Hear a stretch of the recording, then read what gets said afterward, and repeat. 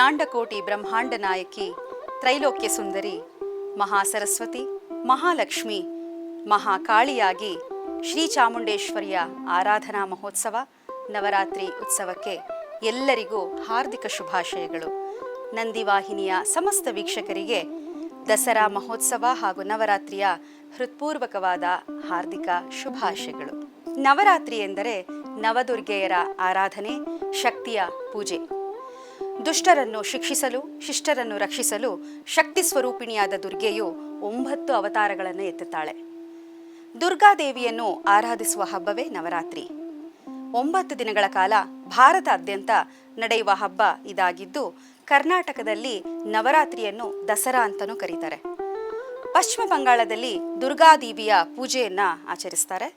ನವರಾತ್ರಿ ಎಂದರೆ 9 ರಾತ್ರಿಗಳು. ದೇವಿಯ 9 ವಿಧದ ರೂಪಗಳನ್ನು 9 ದಿನಗಳಲ್ಲಿ ಆರಾಧಿಸ್ತಾರೆ. ನವರಾತ್ರಿಯ 8ನೇ ದಿನ ದೇವಿಯನ್ನ ಮಹಾಗೌರಿಯಾಗಿ ಪೂಜಿಸ್ತೇವೆ. ಮಹಾಗೌರಿಯು ತನ್ನ 16ನೇ ವಯಸ್ಸಿನಲ್ಲಿ ಯೌವನೆಯಾಗಿ ಕಾಣಿಸ್ಕೋತಾಳೆ. ಗೌರಿ ಅಂದರೆ ಆಕೆಯು ಗಿರಿ ಅಥವಾ ಪರ್ವತನ ಮಗಳು ಅಂತ ಹೇಳ್ತಾರೆ. ಗೂಳಿ ಮೇಲೆ ಪ್ರಯಾಣಿಸುವಾಗ ಗೌರಿ ತನ್ನ ಕೈಯಲ್ಲಿ ತ್ರಿಶೂಲ ಹಾಗೂ ಢಮರುವನ್ನು ಹಿಡ್ಕೊಂಡಿರ್ತಾಳೆ. ತಾಯಿ ದುರ್ಗೆಯು ಭೂಮಿ ಮೇಲೆ ಜನ್ಮ ಪಡೆದು ಮರಳಿ ದೇವಲೋಕಕ್ಕೆ ಹೋಗಿ ಶಿವನನ್ನೇ ಮದುವೆಯಾಗಬೇಕು ಅಂತ ಬಯಸ್ತಾಳೆ. ನಾರದರ ಸಲಹೆಯಂತೆ ಶಿವನನ್ನು ಒಲಿಸಿಕೊಳ್ಳಲು ತಪಸ್ನ ಆಚರಿಸ್ತಾಳೆ.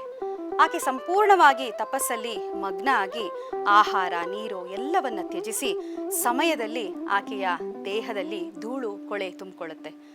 ಬಿಸಿಲಿನಿಂದಾಗಿ ಆಕೆ ದೇಹ ಸಂಪೂರ್ಣವಾಗಿ ಕಪ್ಪಾಗುತ್ತೆ. ಸಾವಿರಾರು ವರ್ಷ ತಪಸ್ಸಿನ ನಂತರ ಶಿವನು ಆಕೆಯಿಂದ ಪ್ರಭಾವಿತನಾಗಿ ಆಕೆಯ ದೇಹವನ್ನು ಹೊಳೆಯುವಂತೆ ಮಾಡ್ತಾನೆ. ಅದಕ್ಕೋಸ್ಕರ ಗಂಗೆಯನ್ನು ಹರಿದು ಬಿಟ್ಟು ಗೌರಿ ಕಾಂತಿಯುತವಾಗಿ ಶ್ವೇತವರ್ಣದಲ್ಲಿ ಧ್ಯಾನಾಸಕ್ತಳಾಗಿ ಕಾಣುವಂತೆ ಮಾಡ್ತಾನೆ.